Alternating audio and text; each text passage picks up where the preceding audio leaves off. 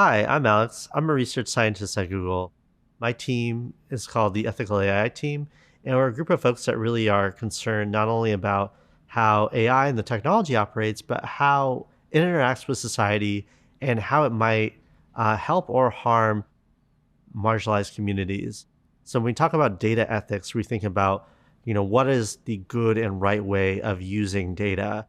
What are going to be ways that are going to be uses of data that are going to be beneficial to people? When it comes to data ethics, it's not just about minimizing harm, but it's actually this concept of beneficence. How do we actually improve the lives of people by using data?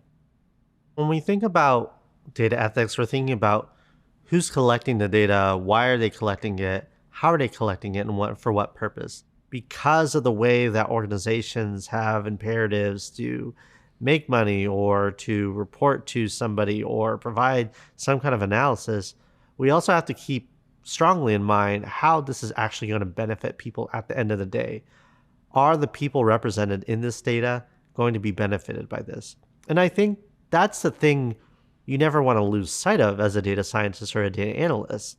I think aspiring data analysts need to keep in mind that a lot of the data that you're going to encounter is data that comes from people. So at the end of the day, data are people.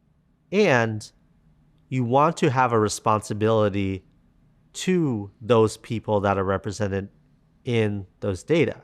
Second is thinking about how to keep aspects of their data protected and private. We don't want to go through our practice thinking about data instances as something we could just throw on the web. No, there needs to be considerations about how to keep that information and likenesses like their images or their voices or their text. How do we keep that private?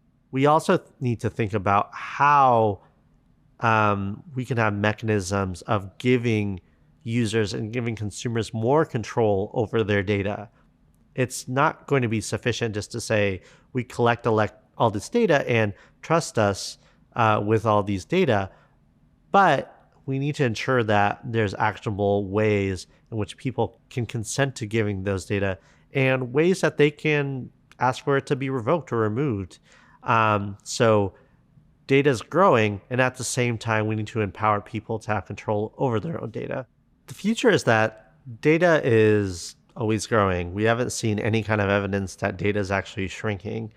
And with the knowledge that data is growing, these issues become more and more peaked and more important to think about.